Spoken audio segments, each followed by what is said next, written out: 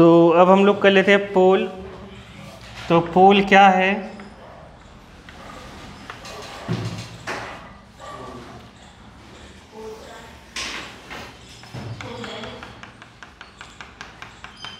पोल की डेफिनेशन क्या है?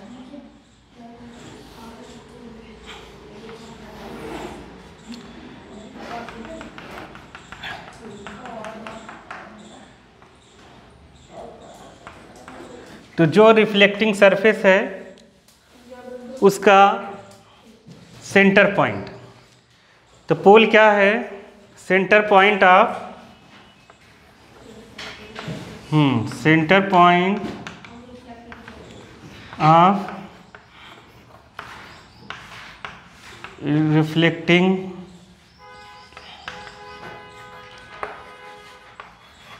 Surface of spherical mirror. ये पोल है। अब चाहे कॉन्वेक्स हो चाहे कॉनकेव हो, दोनों का जो रिफ्लेक्टिंग सरफेस है उसका सेंटर पॉइंट, समझ गए? और ये कहाँ रहता है? On the surface of reflect, समझ गए कि नहीं? यहीं पर होगा। तो ये पोल हो गया, ठीक है। तो फिर आता है सेंटर ऑफ कर्वेचर या सेंटर ऑफ कर्वेचर और रेडियस ऑफ कर्वेचर। बुक में भी डेफिनेशन दी हुई है, बुक में अंदर से पढ़ना पड़ेगा और पढ़ो उसको, बुक ज़रूर पढ़ो। ये जो स्फीयर लिया गया है, मतलब ये जो बना है अपना स्फेरिकल मिरर, वो कहाँ से बना है? स्फेरिकल ग्लास से। तो उसका जो सेंटर होता है स्फेरिकल ग्लास का, वो होता है सेंटर ऑफ कर्वेचर। तो सेंटर ऑफ कर्वेचर अगर पूछा जाए तो हम क्या लिखेंगे? लिख देते अपने मन से बनाकर, spherical mirror is a part of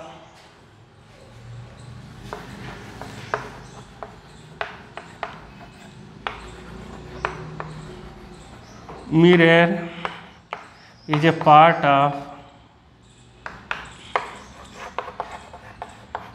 sphere, so center of sphere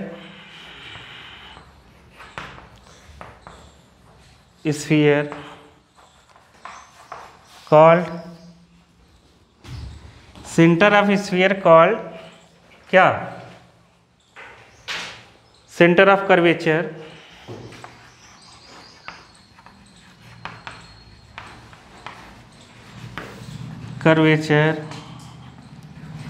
of spherical mirror। नहीं समझे क्या? नहीं समझे? देखो, ये जो स्फेरिकल मिरर है वो किसका पार्ट है? एक स्फीयर का। तो जो स्फीयर का सेंटर होगा वही इसका क्या होगा? Centre of curvature. Centre of curvature, समझ गए कि नहीं? स्फेरिकल मिरर का सेम आएगा रेडियस ऑफ कर्वेचर। तो रेडियस ऑफ कर्वेचर में भी यहाँ पर ये पूरा रहेगा, बस जहाँ सेंटर लगाए हो वहाँ क्या लगा देंगे? रेडियस। नहीं समझ पाए? स्फीयर का रेडियस इसका रेडियस कहलाएगा, समझ गए कि नहीं? नहीं समझे? नहीं समझे? पूरा यही लिखना है, जहाँ सेंटर है वहाँ क्या लिख देंगे? रेडियस। तो अपने मन से समझ के चीज़ों को करो ताकि कुछ समय तक याद रहे तुम्हें, ठीक है? नहीं तो हम लोग याद करके करते हैं तो भूल जाते हैं कि क्या था डेफिनेशन। इसको और भी दूसरे तरीके से भी डिफाइन किया जा सकता था। कैसे? Distance between pole and centre of curvature called radius of curvature. समझ गए कि नहीं? ऐसे भी हम कर सकते थे। पोल हो गया, सेंटर हो गया, रेडियस ऑफ कर्वेचर हो गया। अब आगे करते हैं हम लोग, ठीक है। अब हम लोग प्रिंसिपल एक्सिस करते हैं। तो प्रिंसिपल एक्सिस क्या होगी? क्या होगा प्रिंसिपल एक्सिस?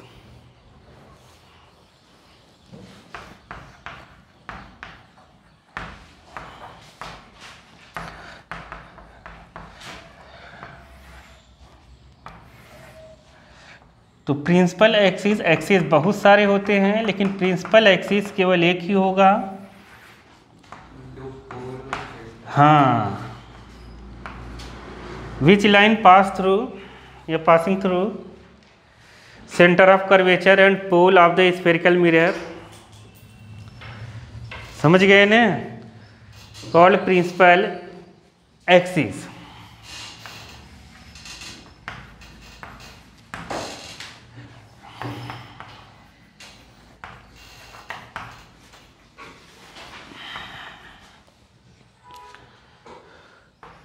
सी में लिख दे रहा हूँ सेंटर ऑफ कर्वेचर को, C and P.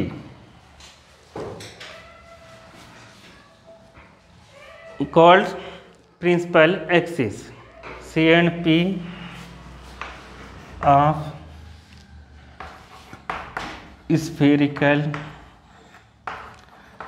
Mirror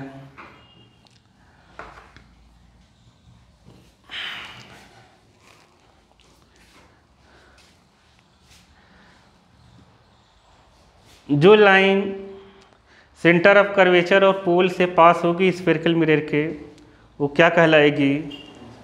principal axis. ठीक है।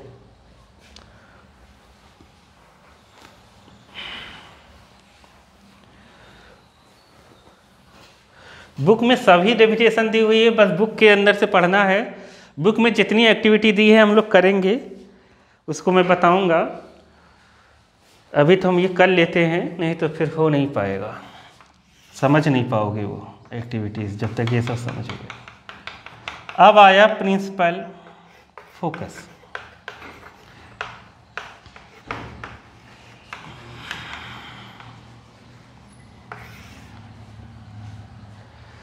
तो प्रिंसिपल फोकस क्या है?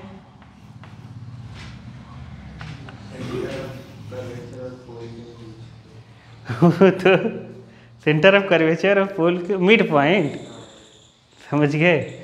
तो वो डेफिनेशन है लेकिन वो एकदम सही मतलब मान लिया जाता है। अब क्या बताएं, चलो सेंटर ऑफ कर्वेचर है। अगर कोई भी इंसिडेंट रे पैरेलल है प्रिंसिपल एक्सिस के, then reflected ray passing through या appear passing through principal axis called principal focus. अब बात को समझने की कोशिश करो। जब इंसिडेंट रे किसके पैरेलल रहेगी?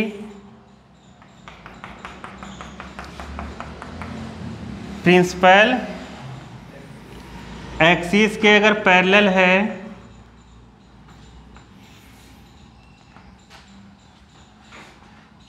तो reflected ray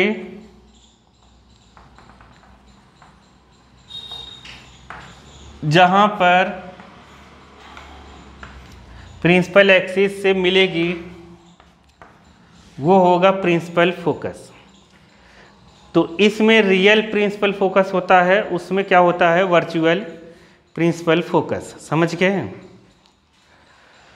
when incident ray parallel to principal axis, लिख लो when incident ray parallel to principal axis,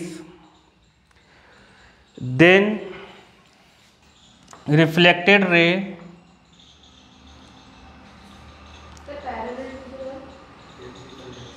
parallel to principal axis, then reflected ray meet या appearing meet of principal axis, to principal axis लिख लो, to principal axis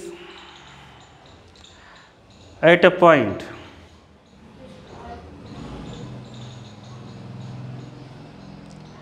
that point called principal focus. नहीं समझे क्या?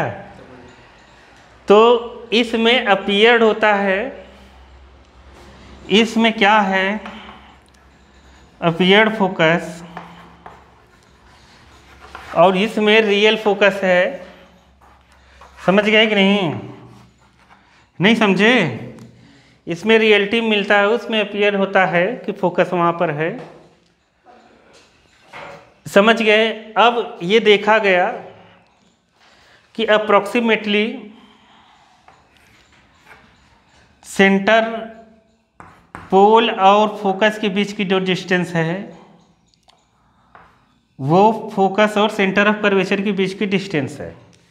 तो इससे ये कहा गया बाद में कि F जो है फोकस मिड पॉइंट होता है पोल और सेंटर ऑफ कर्वेचर का।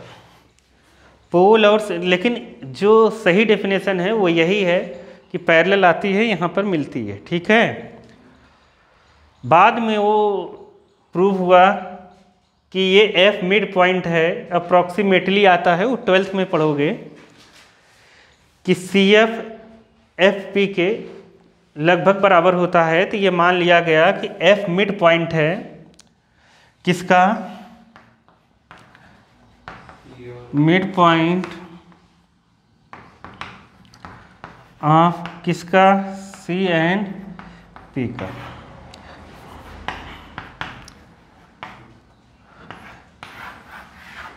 तो ऐसा माना गया। समझ गए? तो अब आया एक फोकस, फोकल लेंथ। क्या आया?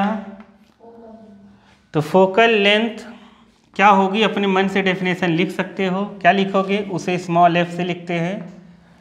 रेडियस ऑफ कर्वेचर को बड़ा R से लिखते हैं, कैपिटल R से। रेडियस ऑफ कर्वेचर को कैपिटल R से लिखेंगे।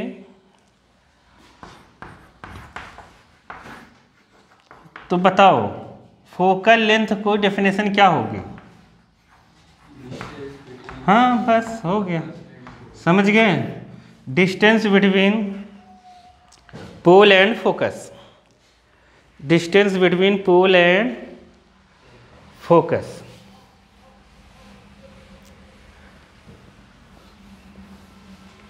अब आया रिलेशन बिटवीन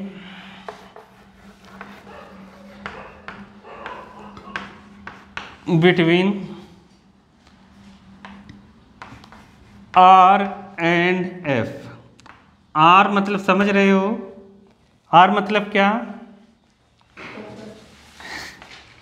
R यहाँ पे क्या है?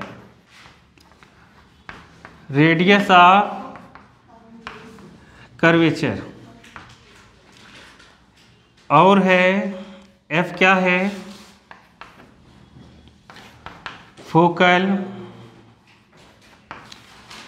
लेंथ। तो जैसा बताया अभी कि F मिड पॉइंट मान लिया गया, तो अगर F मिड पॉइंट मान लिया जाएगा तो ये भी F ही होगा, जितना इधर उतना इधर। तो R इक्वल टू हो गया 2F या F इक्वल टू हो गया R/2। तो मतलब इसको तीन तरीके से हम लोग कह सकते हैं। क्या?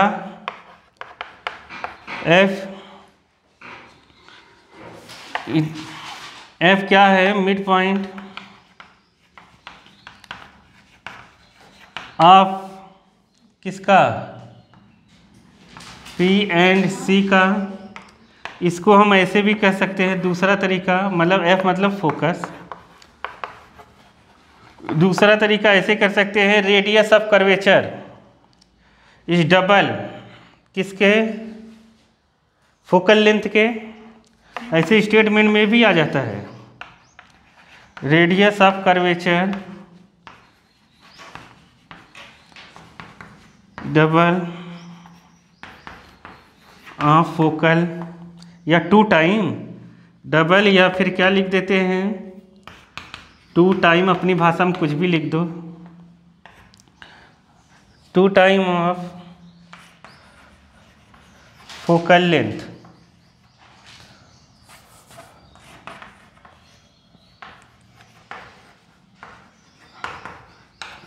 या फिर हम क्या कह सकते हैं, एफ हाफ है किसके, रेडियस ऑफ कर्वेचर को। इसी को इधर उधर बहका के कहेंगे, वहाँ असर्शन रीजनिंग में आ जाएगा, F focal length half of the radius of curvature. समझ गए? तो ऐसे भी कह सकते हैं। तो स्टेटमेंट में कैसे भी लिख सकते हैं। वो तीसरा वाला अगर लिखेंगे तो ऐसे लिख देंगे, फोकल लेंथ हाफ है किसके, रेडियस ऑफ कर्वेचर के। अब एक और रह गया है, उसको पढ़ लेते हैं, फिर हम लोग इमेज में आ जाते हैं कैसे कैसे बनती है। क्या रह गया है बताओ, पढ़े हो ना तुम लोग? अपर्चर, अपर्चर इसे कहते हैं, अपर्चर पढ़ा है। अपर्चर देखो है क्या, जैसे हम ये मिरर लेते हैं स्फेरिकल, तो थोड़ा बड़ा मिरर लेंगे तो इसका ये वाला जो फेस है सामने वाला, वो ऐसा सर्कल होगा कि नहीं होगा? अरे नहीं समझे? जैसे ऐसे लोगे तो सामने से देखोगे तो ऐसा दिखेगा, ये सर्कुलर फेस दिखेगा, नहीं समझे? ये तो इसका जो डायामीटर होता है वो होता है अपर्चर। समझ गए? तो diameter of reflecting surface called aperture. समझ गए? नहीं समझे?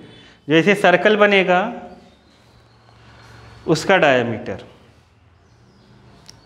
डायामीटर ऑफ रिफ्लेक्टिंग सरफेस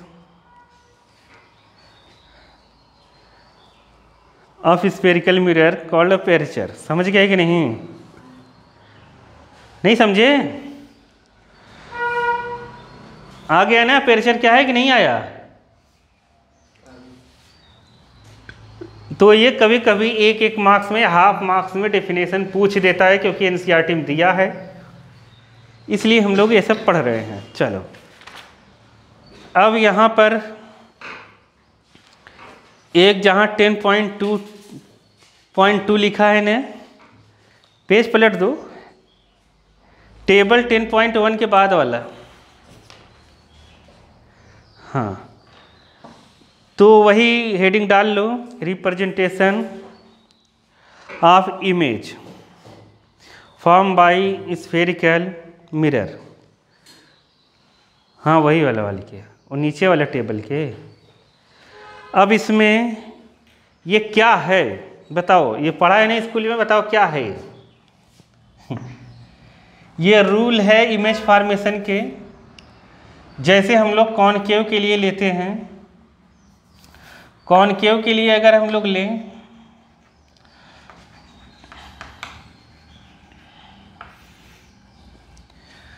तो ये क्या दिया है, ये तो है वैसे फर्जी चीज़, लेकिन इसको स्टैंडर्ड माना गया है, इसी से अपने में इमेज बनता है। इमेज तो हम कैसे भी बना सकते हैं, तो ये रे डायग्राम देने की ज़रूरत क्या है, क्योंकि इसको स्टैंडर्ड मान लिया गया है कि अगर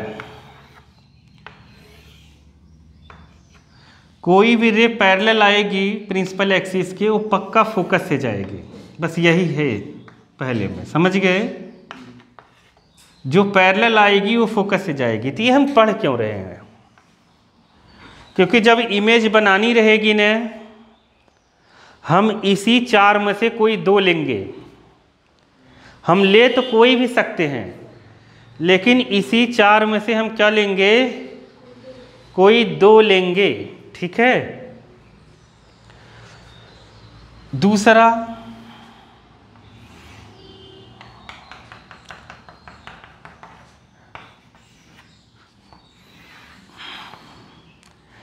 इसका उल्टा। इसका उल्टा होने का मतलब क्या?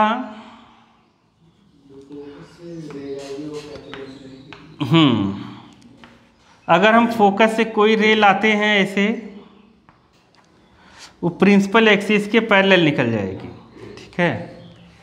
याद रखना, ये याद करते जाओ, मतलब समझ के। इसी को उठाऊंगा और डायग्राम बना दूंगा मैं, समझ गए, किसी दो को। तीसरा,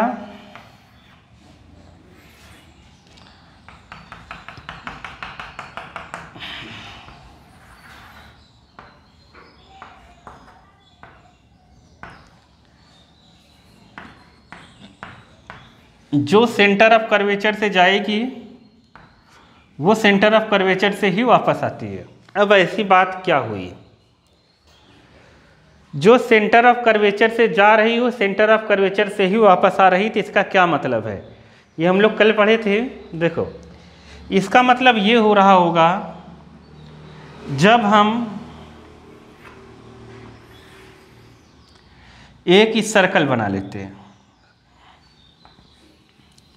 ऐसे टेंजेंट ड्रॉ करते हैं, तो सेंटर से जब इसको मिलाते हैं तो ये होता है 90 डिग्री। कितना? ये फिक्स है। 10th के सर्कल में हम पढ़ेंगे, ये 90 डिग्री होता है, तो 90 डिग्री होते ही ये नॉर्मल हो गया। क्या हो गया? अगर ये मिरर है तो ये नॉर्मल हो गया। अगर नॉर्मल से लाइट जाएगी तो रिफ्लेक्ट होके उसी पाथ को वापस, उसी पाथ से वापस आएगी। तो मतलब I = R।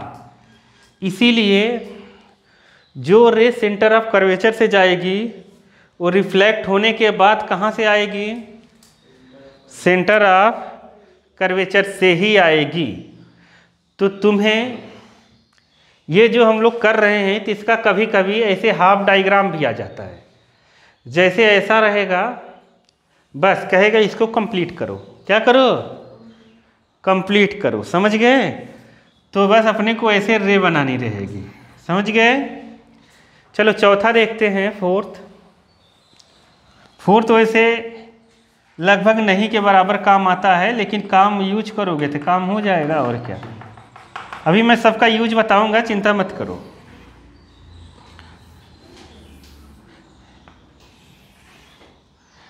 सबका यूज अभी हम करेंगे।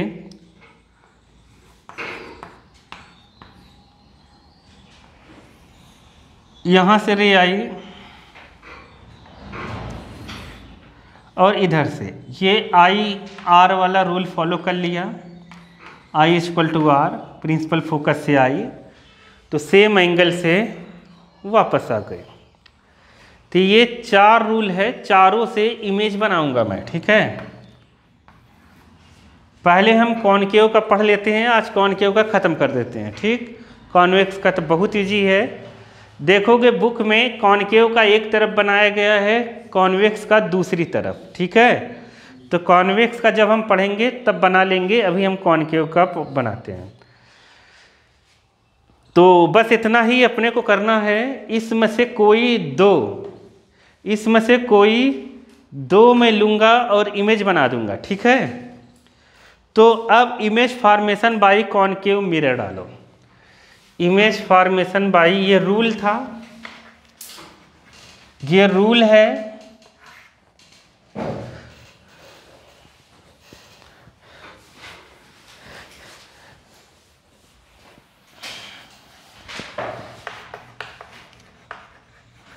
Image formation by concave mirror. अब ध्यान से समझना,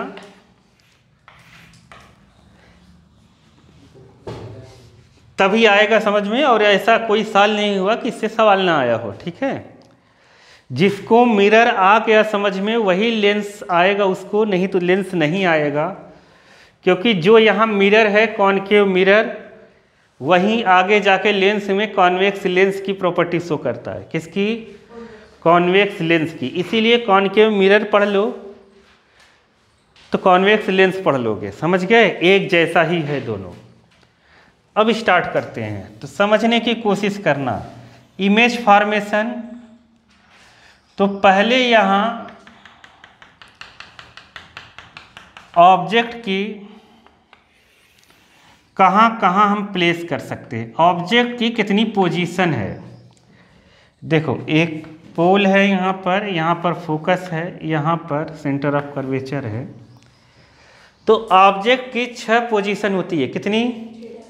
इसलिए इसमें इमेज भी 6 तरीके से बनेगा। कितने तरीके से? 6 तरीके से। तो ऑब्जेक्ट कहाँ कहाँ हम रख सकते हैं, एक एक करते हैं। तो पोजीशन ऑफ ऑब्जेक्ट, ऑब्जेक्ट के लिए पहले हम पढ़ लेते हैं। तो पहली पोजीशन ऑब्जेक्ट की इनफाइनाइट पे हो। कहाँ हो? इनफाइनाइट पर, इन्फिनिटी। पहली पोजीशन इन्फिनिटी मान लो। समझ गए? दूसरी पोजीशन कहाँ होगी? देखो, इनफाइनाइट का मतलब समझ गए, सन हो गया, स्टार हो गया, ये सब चीज़ें हो गई। समझ गए? पहली पोजीशन। दूसरी पोजीशन इधर, सेकेंड पोजीशन को 2 नाम से रिप्रेजेंट किया गया है। पहला बिटवीन, मतलब ऑब्जेक्ट प्लेस्ड, ऑब्जेक्ट है ये, object placed between C and infinity, C and infinity के बीच में, या इसी को हम कहते हैं बियॉन्ड सी। तीसरा, थर्ड कहाँ रख सकते हैं? देखो, बात को समझो। मैं इस दूसरे को चाहे यहाँ रखूँ, ऑब्जेक्ट को चाहे यहाँ रखूँ, चाहे यहाँ रखूँ, चाहे यहाँ रखूँ, इससे मतलब नहीं है। सी के इधर रखा है तो कहेंगे बियॉन्ड सी, बस। समझ गए? जब हम सी पर रखेंगे तो ये तीसरा हो जाएगा। तो तीसरा क्या लिख सकते हैं? At C. चौथे में क्या लिखेंगे बताओ? Between C and F. Fourth में क्या लिख देते हैं? Between C and F. ये क्या चल रहा है प्रियम? ये चल क्या रहा है? ये है क्या? नहीं, ये क्या है? ये, अरे ये ऑब्जेक्ट की क्या है? पोजीशन। ऑब्जेक्ट कहाँ कहाँ रख सकते हैं, इसी के हिसाब से क्या बनेगा? इमेज। समझ गए? इसी के हिसाब से 6 जगह इमेज भी बनेगी, 6 पोजीशन में। 5वें में कहाँ लिखेंगे? हाँ, एट एफ, फोकस पे। 6ठे में कहाँ लिखेंगे? Between F and P. याद हो गया कि नहीं? F and P. अरे समझ के याद हो गया कि नहीं? पहला इनफाइनाइट, दूसरा बियॉन्ड सी, तीसरा सी, चौथा इस यहाँ पर, और 5वां एफ पर, 6ठा यहाँ। देखो, ये नंबर्स नहीं याद रखना है पहली बात, बस तुम्हें ये याद रखना है 6 पोजीशन होती है, यहाँ भी होती है, यहाँ भी होती है, यहाँ भी। ये नंबर तो मैंने अपने मन से दिया है, बुक वाले यहाँ पहले इसको मानते हैं। किसी को भी पहला दूसरा मानो, उससे मतलब नहीं है, बस ये पता होना चाहिए कि 6 पोजीशन होती है ये सब। समझ गए? नहीं समझे? अब इसी के हिसाब से हम एक एक करके क्या बनाएंगे? इमेज। समझ गए? सब की हम इमेज बनाएंगे। अब एक एक करके इमेज बनाते हैं हम। बहुत इजी चैप्टर है ना प्रिया?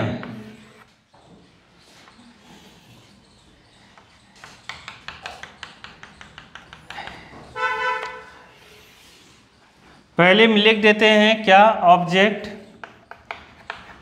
प्लेस्ड कहाँ पर? At infinity. इन्फिनिटी पे है तो इन्फिनिटी पे है, तो इन्फिनिटी से जो भी रे आएगी बालक, क्या जैसी भी रे आएगी वो आपस में पैरेलल होगी। आपस में क्या होगी, याद रखना, प्रिंसिपल एक्सिस के पैरेलल है कि नहीं है ये जरूरी नहीं है, लेकिन आपस में क्या होगी, पैरेलल होगी। तो मैं बताता हूँ, अब ध्यान से समझना, याद एकदम नहीं करना है। जैसे मान लो जो रे आ रही है, ऑब्जेक्ट नहीं बनाना है इसमें, पहली बात ऑब्जेक्ट बनाना ही नहीं है, क्योंकि ऑब्जेक्ट कहाँ है, इन्फिनिटी पे, तो मुझे क्या पता ऑब्जेक्ट कितना बड़ा है, कैसे है कैसे नहीं, तो बनाना ही नहीं है ऑब्जेक्ट इसमें। बस इसमें दो रे बना देनी है जो आपस में पैरेलल हो, आंख बंद करके डायग्राम सही होगा। एक रे आ गई ऐसे, देखो बार बार मैंने बताया है कि इमेज बनाने के लिए मिनिमम कितने रे की जरूरत है, दो, समझ गए कि नहीं, दो रे की जरूरत है। एक रे हो गई, ऑब्जेक्ट इनफाइनाइट पे है, इसी के पैरेलल एक रे और लाना है अपने को, लो ऐसे ला दिया, नहीं समझ पाए। अब अगर मान लेते हैं ये दोनों प्रिंसिपल एक्सिस के पैरेलल है, अगर ये प्रिंसिपल एक्सिस के पैरेलल है तो रूल्स में जो हम लोगों ने पढ़ा था कि रे अगर प्रिंसिपल एक्सिस के पैरेलल है वो पक्का कहाँ से जाएगा, फोकस से जाएगा, नहीं समझ पाए। तो फोकस पे इमेज बन रही है, कहाँ बन रही है, फोकस पर। तो जो इमेज का है कंडीशन, इमेज की जो कंडीशन है उसमें दो तीन चीज़ें होती है, वो मैं लिखता हूँ, ध्यान से देखो। पहला जैसे आ गया साइज, साइज आ गई। साइज कैसी बन रही है यहाँ पर देखने पे क्या लग रहा है, यहाँ पे देखने पे लग रहा है एकदम पॉइंट साइज बन रही है, नहीं समझ पाए। एक पॉइंट पर आकर क्या हो रही है, मिल रही है, क्योंकि सन की देखो, सन की जब हम इमेज बनाएंगे ना वो इतनी बड़ी सी बनेगी, और सन कितना बड़ा है, बहुत बड़ा, नहीं समझ पाए। इसलिए साइज में हम लोग क्या लिखेंगे, पॉइंट साइज। क्या लिखेंगे, पॉइंट साइज। पॉइंट साइज को हम लोग कहते हैं हाईली डिमिनिश्ड। क्या कहते हैं, हाईली डिमिनिश्ड। तो हम लोग लिखेंगे पॉइंट साइज, या फिर क्या इसे हम लोग कहते हैं हाईली डिमिनिश्ड। नहीं समझ में, हाईली डिमिनिश्ड का मतलब बहुत छोटा, समझ गए, बहुत ही छोटा बनेगा। पहले ये साइज हो गई। 6 केस में जो हम लोग पढ़े, 6 में ये 3 चीज़ें लिखनी ही है, जो पेपर में आएगा वही लिखना है, ठीक है। अगर कैरेक्टर आएगा कि 2 कैरेक्टरिस्टिक्स लिखो इमेज की, तो इसमें कोई भी 2 लिख देना, लेकिन अगर साइज आएगी साइज ही लिखना है अपने को, ठीक है। एक होता है नेचर। क्या होता है, नेचर कैसा बन रहा है, अब ध्यान से समझने की कोशिश करो। नेचर इसका रियल है, कैसा है, और जो चीज़ रियल होती है वो इन्वर्टेड होती है। कैसी होती है, इन्वर्टेड। तो क्या लिखेंगे, रियल एंड इन्वर्टेड। तीसरा है पोजीशन। ये नंबर आगे पीछे हो सकता है, कोई पोजीशन ऊपर लिखता है, समझ गए, नेचर पहले लिखता है, ये इधर, मैं तो ऐसे ही बता रहा हूँ तुम लोगों को, ये नहीं कि पहले साइज ही लिखनी है, ऐसी जरूरी नहीं है। नेचर भी लिख सकते हैं, इधर उधर कुछ भी लिख सकते हैं। पोजीशन, पोजीशन सब लोग समझ गए होंगे कहाँ बन रहा है, एट एफ, फोकस, समझ गए, ये हो गया। आया समझ में कि नहीं। अब देखो, हर जगह हर टीचर इसके डायग्राम अलग अलग बना सकता है। मैंने क्या बताया, मैं ये बताना चाहता हूँ कि जो चीज़ इनफाइनाइट पे है उससे जो रेज आएंगी वो आपस में पैरेलल होगी।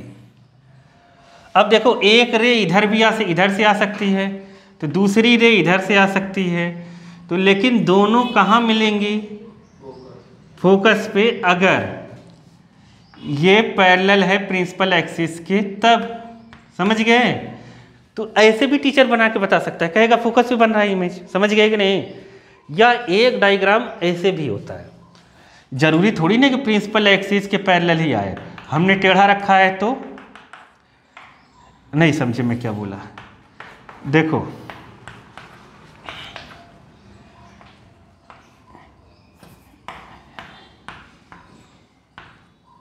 तो मान लो रेज ऐसे आ रही है,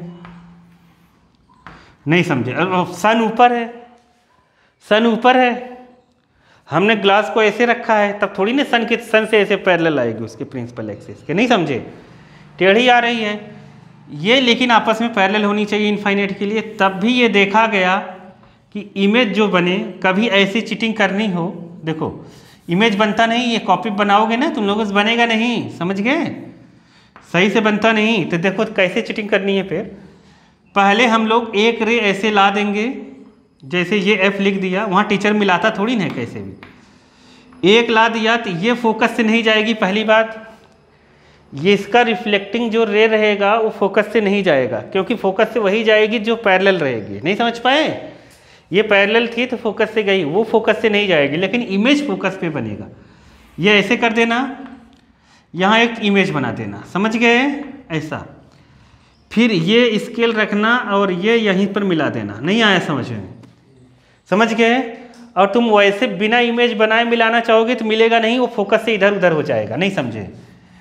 जैसे देखो मैंने इमेज नहीं बनाया, अब मैंने एक रे ऐसे खींच दिया, अब दूसरा मैं ऐसे खींच रहा हूँ, लो देखो यहाँ आ गया। अब तुम्हारे पास ऑप्शन ये है कि इस फोकस को मिटाओ, यहाँ मिल रहा है फोकस यहाँ बना दो, नहीं समझे, दो ऑप्शन है, तुम कैसे भी कर सकते हो। तो बच्चा ध्यान नहीं देता है, टीचर तो बोर्ड पे बना देता है, बच्चा सोचता मैं भी बना लूँगा, जब वहाँ बनाना पड़ता है बना नहीं पाता है वो, तो ये दिक्कत होती है। तो इसीलिए थोड़ा सा प्रैक्टिस करो, बन जाएगा। ये फोकस पे बना तो हम लोग इधर से लाएंगे तो यहाँ मिला देंगे तो ये फोकस पे बन गई। तो यहाँ देखने में लग भी रहा है कि इमेज जो है वो कैसा है, यही इमेज है, ये पता है ना, ये इमेज है, ये इमेज है, ये सब इमेज है, मतलब ये छोटी सी दिख रही है, ये ए डैश बी डैश जैसे ले लेते हैं, तो ए डैश बी डैश अपना क्या है, इमेज। तो इमेज कैसी बन रही है, रियल है और इन्वर्टेड, कैसी बन रही है, और हाईली डिमिनिश्ड पॉइंट साइज, ठीक है, समझ गए कि नहीं, पहला केस समझ गए ना। दूसरा हम लोग लिखते हैं, दूसरे में क्या है, ऑब्जेक्ट प्लेस्ड बियॉन्ड सी या फिर इन्फिनिटी, हाँ बिटवीन इन्फिनिटी एंड सी।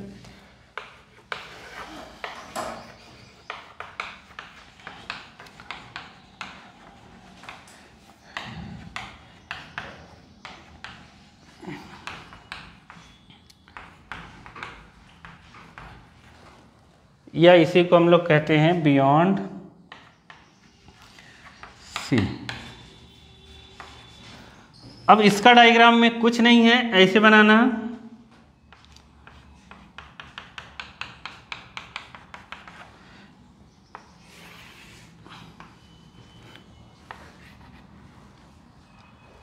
अब ये बनाने के बाद तो वो जो 4 केस हम लोग पढ़े थे रूल, उसमें से कोई 2 लगाना है, कितने लगाने हैं, 2। अब ऑब्जेक्ट हम बियॉन्ड सी रख रहे हैं, तो यहाँ पर ऑब्जेक्ट बनाना पड़ेगा, ऑब्जेक्ट को ए बी ले लेना, मान लेते हैं ए बी ये ऑब्जेक्ट है, तो ऑब्जेक्ट की इमेज बनाने के लिए मिनिमम 2 रे की ज़रूरत है। तो देखो दोनों रे हम कैसे लेंगे बालिके, एक हम रे ले लेते हैं इसके पैरेलल, जो हम जानते हैं बहुत इजी है, यहाँ से आई प्रिंसिपल एक्सिस के पैरेलल, तो ये रे कहाँ से जाएगी फिर, फोकस से, तो ये रे आई फोकस से। अब 4 में से कोई एक और लेना है, जो तुम कहोगे वो मैं ले लूँगा। देखो 4 है ना, 4 बताया था ना, एक फोकस से जाएगी, समझ गए, एक ये आई पैरेलल तो फोकस से गई, और हम लोगों ने पढ़ा होगा फोकस वाला, पोल वाला, सेंटर ऑफ कर्वेचर वाला। अरे समझ नहीं पाए तो देखो, अब चाहे जैसे डायग्राम बना सकते हो, कोई दिक्कत नहीं। अगर सेंटर ऑफ कर्वेचर से गया तो सेंटर ऑफ कर्वेचर से ही वापस आया, तो कहाँ बनी इमेज? कहाँ बनी ये इमेज?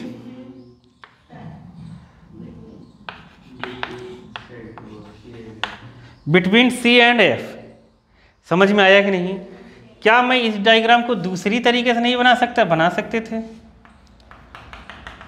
कोई दिक्कत नहीं है। कोई दो उसमें से उठाना है और बना देना है। अरे ये पोल है, यहाँ पे हमने लिया एक रे पैरेलल ले लो जो फोकस से आ गई, दूसरा इधर पोल से गुजार दो ऐसे, जितना एंगल इधर है उतने एंगल से जब इधर आएगी ये, तो देखो फिर कहाँ बन रही है image? Between C and F. नहीं आया? समझ गए ना मैं क्या कहना चाहता हूँ? मैं ये कह रहा हूँ कि मतलब दो रे उसमें से कुछ भी लो, बनेगी इमेज वहीं। तो इमेज के बारे में जो जानकारियाँ हैं अपने पास, पहली क्या है? साइज लिख देते, कुछ भी लिख दो। साइज इसकी कैसी है? Diminished, smaller than object. समझ गए? डिमिनिश्ड लिख देंगे या फिर क्या लिख देंगे? Smaller than object.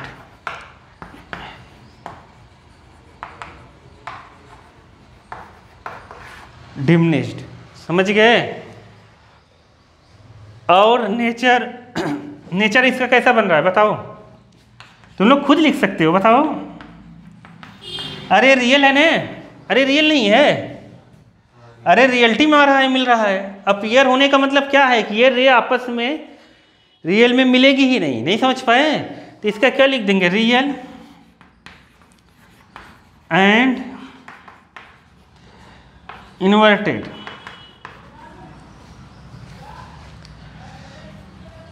तीसरा क्या है?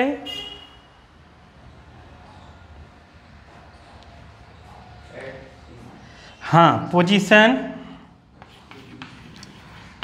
Position between C and F. ये हो गया। कितना इजी था, नहीं समझे?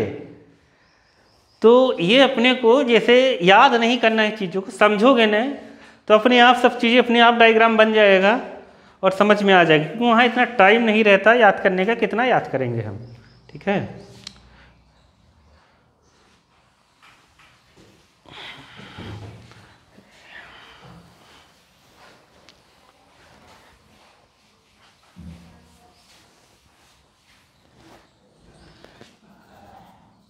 थर्ड में क्या है? ऑब्जेक्ट प्लेस्ड कहाँ पर रख दें? एट सी। अरे सी पर ही रखेंगे ना, सी मतलब समझ रहे हो ना क्या है? Centre of curvature.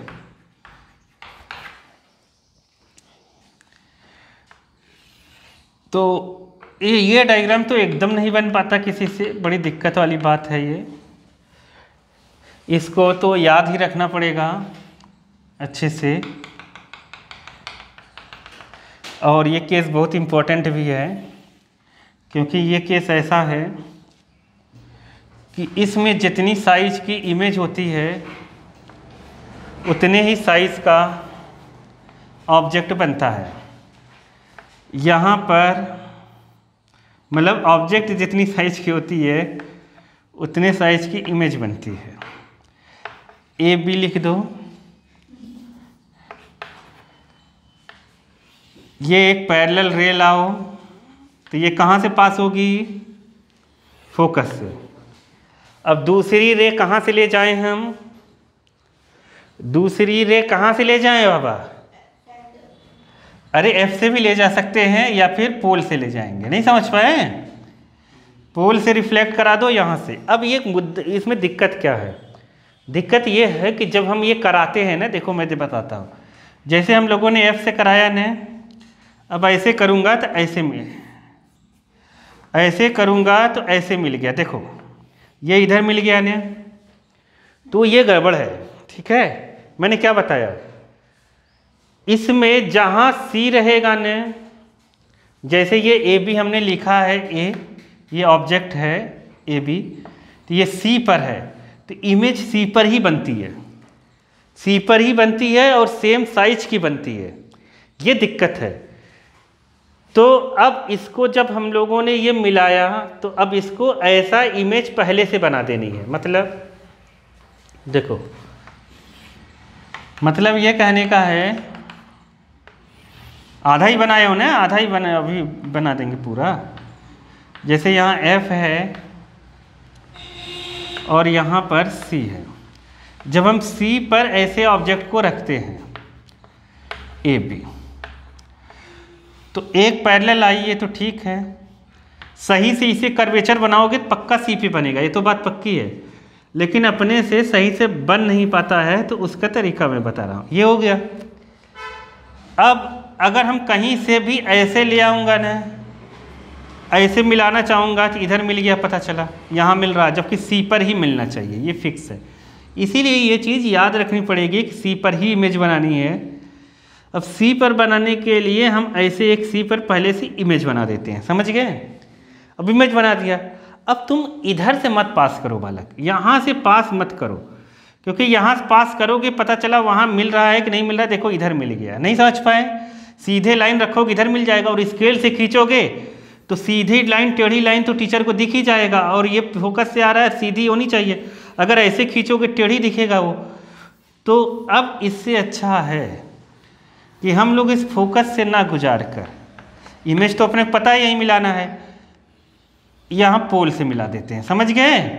अब स्केल रख के यहाँ पर मिला देंगे, समझ गए कि नहीं, नहीं समझे, ये दिखने में भी अच्छा लगेगा फिर। तो टीचर ये सब नापता वापता नहीं है, बस ऐसा दिखना चाहिए कि तुमने सही बनाया है, बस बाकी कुछ है नहीं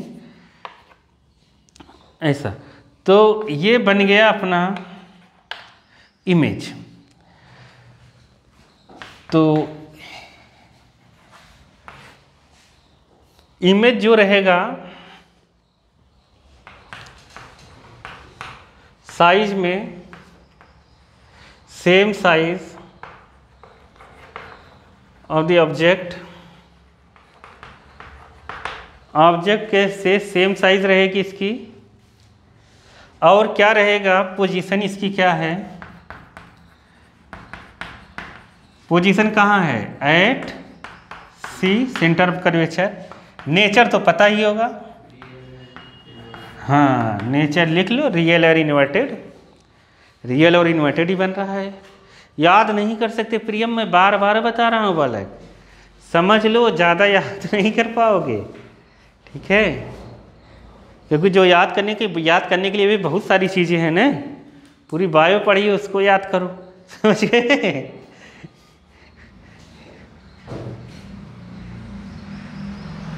तो ये सब चीज़ें हैं। चौथे, अब चले चौथे में, चले फोर्थ में, बना लो बना लो।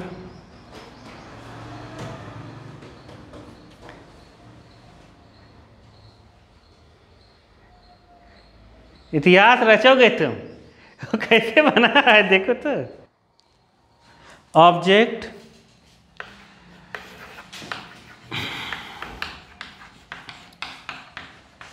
प्लेस्ड एट, कहाँ पर, placed between C and F पर, सी एंड एफ के बीच में रखो, तो कोई दिक्कत नहीं है, ऐसे डायग्राम बना देंगे। तुम्हारे स्कूल में कहाँ तक हो गया वाल के, ये सब क्रॉस कर गए, ये इमेज मुझे बताया है, अच्छा।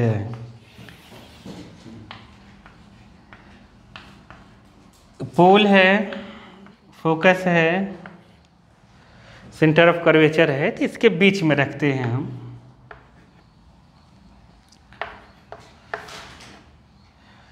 तो पहली रे कैसे लाएंगे बाबा, पहली रे कैसे लाएं, यहाँ से पैरेलल, तो ये पैरेलल वाली रे कहाँ से जाएगी, फोकस से, दूसरी रे तुम्हारे पास ऑप्शन है, चाहो तो सेंटर ऑफ कर्वेचर से ऐसे ले जाओ तो सेंटर ऑफ कर्वेचर से वापस आएगी तो इमेज इधर बनेगी कहीं, तो इमेज बड़ी बनेगी ऑब्जेक्ट से, ठीक है।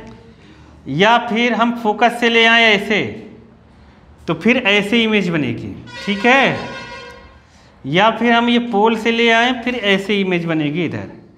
तुम्हारे ऊपर है, कहीं से भी ले जाओ तो मैं फोकस से ले जाता हूँ, ठीक है।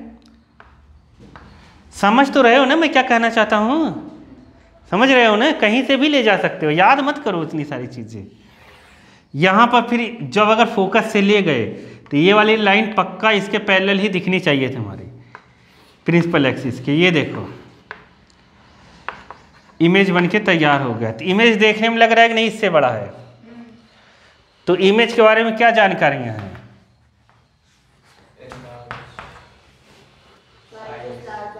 लार्जर देन ऑब्जेक्ट, समझ गए।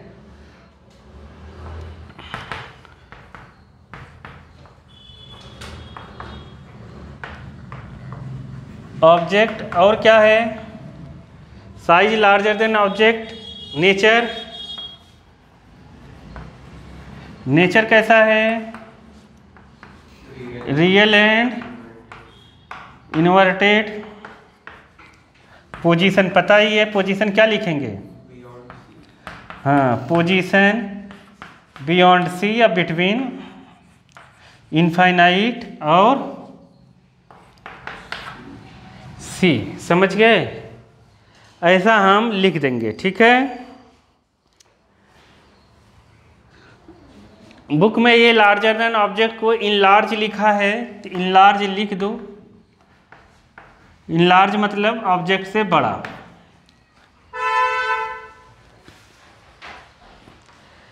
चलो पांचवा,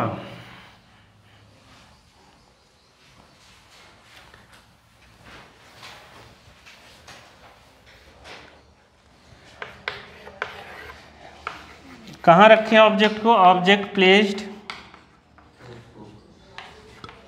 एट एफ, फोकस पे रखो। तो बताओ इमेज फोकस पे कब बन रही थी?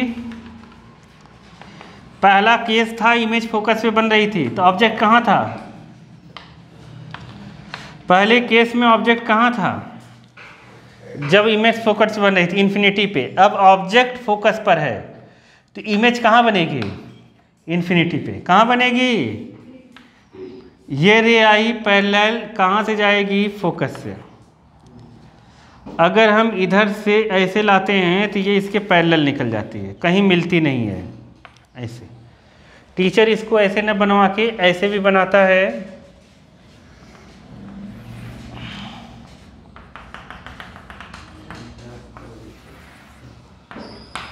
पोल एफ सी, एफ पे रखते हैं हम लोग, ऐसे आया तो एक सेंटर ऑफ कर्वेचर से पास करा देते हैं, मतलब ऐसे जो सेंटर ऑफ कर्वेचर से पास होता है वो सेंटर ऑफ कर्वेचर से ही वापस आता है। तो ये रे आपस में कहीं मिलती नहीं है। जब ये रे आपस में मिलती नहीं है तो ये मान लेते हैं इमेज कहाँ पर बन रहा है? इमेज की पोजीशन कहाँ है? कहाँ है पोजीशन? At infinity. दूसरा, साइज कैसी होगी? हाईली लार्ज या हाईली इनलार्ज, कुछ भी लिख दो।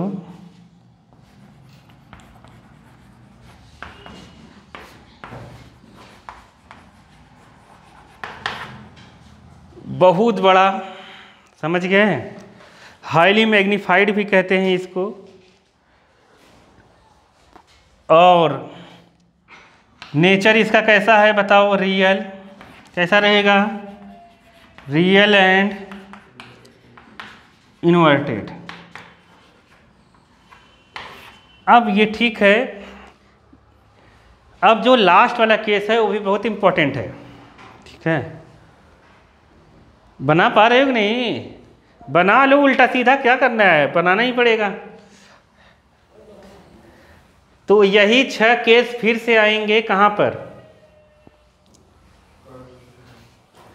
कॉन्वेक्स लेंस में यही चीज आएगी, पूरी पूरी यही लिखेंगे हम। इसीलिए जिसको ये आएगा उसी को वो आ पाएगा। ध्यान से पढ़ना इसको। 6th, छठे केस में क्या है? ऑब्जेक्ट को प्लेस्ड कर दो किसके बीच में? Between F and P।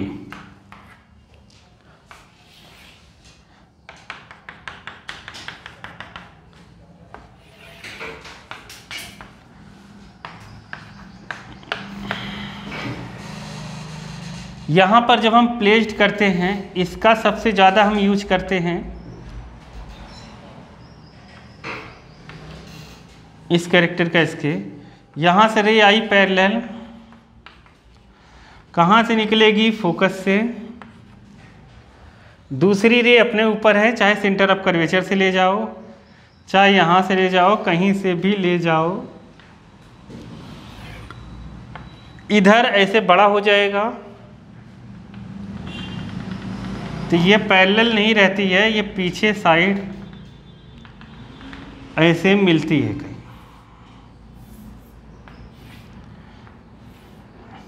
ऐसा। तो ये केस इसलिए इम्पोर्टेंट हो जाता है क्योंकि यही केस है कॉनकेव में जिसमें इमेज वर्चुअल बनती है। क्या बनती है? वर्चुअल बनती है। तो वर्चुअल चीज इरेक्ट होती है। क्या होती है? इरेक्ट। इरेक्ट मतलब सीधी, इरेक्ट मतलब सीधे। तो यही एक केस रहता है, इसलिए सेविंग मिरर में भी इसका यूज होता है।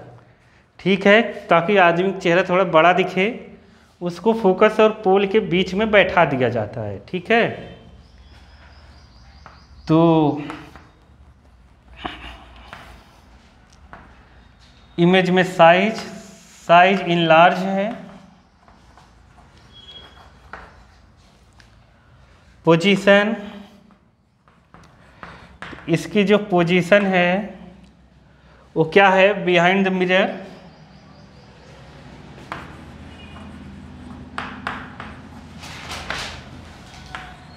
मिरर के पीछे नेचर, इसका नेचर अलग है, वर्चुअल एंड इरेक्ट। इसका नेचर कैसा रहेगा? वर्चुअल और इरेक्ट। समझ गए? तो यहाँ तक हम कर लेंगे, फिर आगे हम कॉन्वेक्स करेंगे कल। ठीक है, कॉन्वेक्स करने के बाद मिरर फार्मूला,